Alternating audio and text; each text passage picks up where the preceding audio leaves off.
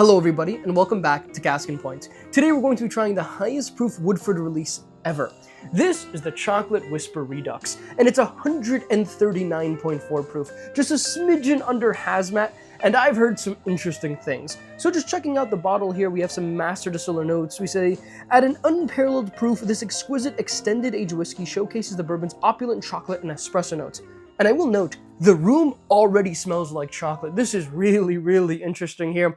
And this is going to be a lot of fun. Now, this is a 375 ml bottle. Obviously, Woodford is more typically a 750 ml bottle, and it retailed at $100. So, not super cheap. At the same time, this is technically the same price as the Woodford Double Oak, since that was $200 for a 750 ml. So obviously half the price for half the size bottle. Definitely a much better deal in my opinion, because it means you only have to buy one. And if you're not the kind of person that's really drinking every single thing you buy to the absolute max every single time, I love 375 mLs. I think a lot more allocated releases should be 375 mLs, because that's kind of all you really need to really enjoy it. Share it a little bit with friends, because you can only drink so much whiskey as one person. But let's get right into this Chocolate Whisper Redux here. Now, I will be throwing this into a blind next week and in future weeks against a bunch of interesting things. But today, I just wanted to try it on its own, and let's see just how good it is.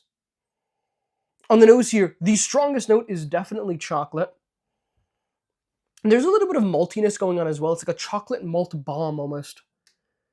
Definitely as you dig deeper, there's a little bit of fruit in there, some baking spice in there.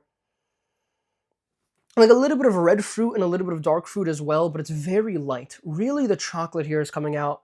Definitely getting the espresso that they're talking about as well.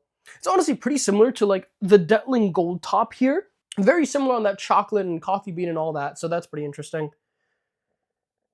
Smells good though. Let's try it.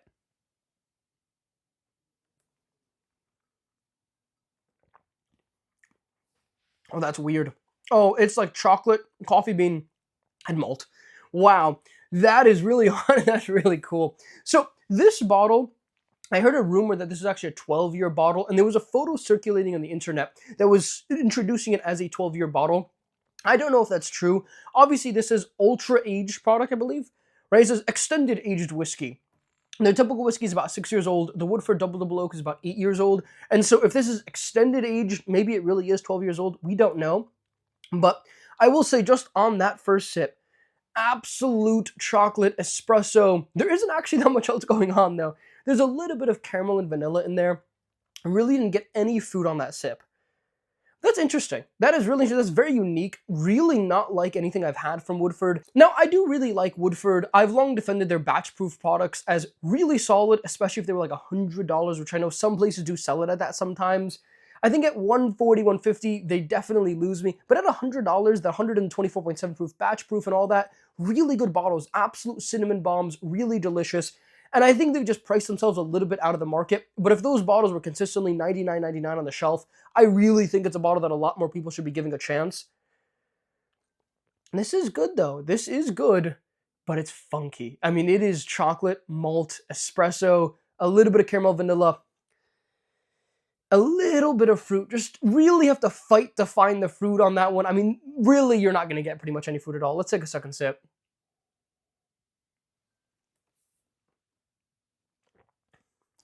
Oh yeah. Oh yeah, I like it. I really like it. I think if you don't like the espresso and the chocolate, you're not going to like this. I think if you're a Detling fan, which I wouldn't consider myself to be a big Detling fan, but I've been growingly a Detling fan, I mean, this is totally up Detling's alley. I mean, this tastes really similar. There's a great proof on it. I think a lot of the Detlings have these similar notes, but they do suffer from the fact that they're typically around 115 proof. This, not really drinking hazmat, but definitely drinking much hotter than 115. A lot of punch here. I really like that. I think a lot of people won't really love that. I think it's definitely a bit niche. I think it's not going to be for everybody.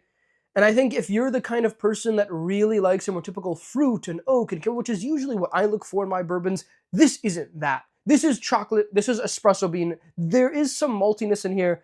Not an overpowering maltiness. I don't tend to be a big malt fan. I always consider it as something I can tolerate, but not really something I'm looking for in a whiskey. Not something I really truly enjoy that much in a whiskey. But this definitely has some of that. And so I think if you absolutely despise malt, you also may not find this that enjoyable.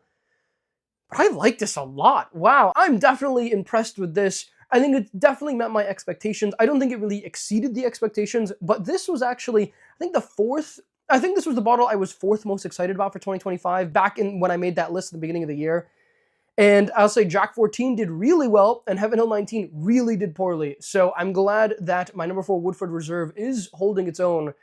And I believe the only other two that we need to try is there's an Old Forester Bottled and Bond Rye that I don't believe is released yet, and the good old Wild Turkey Master's Keep Beacon, which is supposedly 118 proof, but I guess we'll see. If it doesn't end up being 118 proof, I'll be a little bit more disappointed. But anyways, let's take this third sip and let's give it a rating.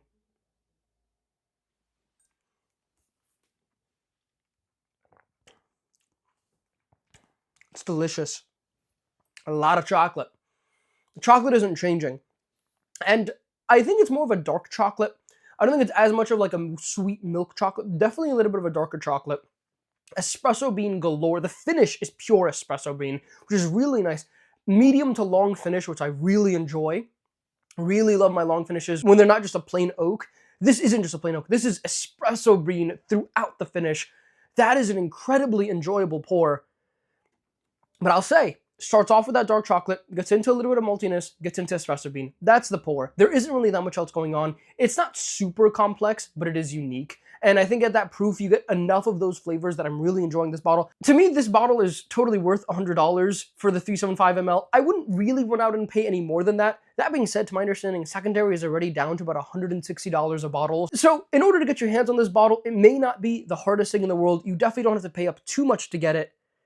But if you don't like chocolate and espresso bean, you're not going to like this. But I don't really consider myself to be somebody that absolutely loves these flavors, but I think this is absolutely delicious. To me, this is, I'm going to rate it an 8.4 for now.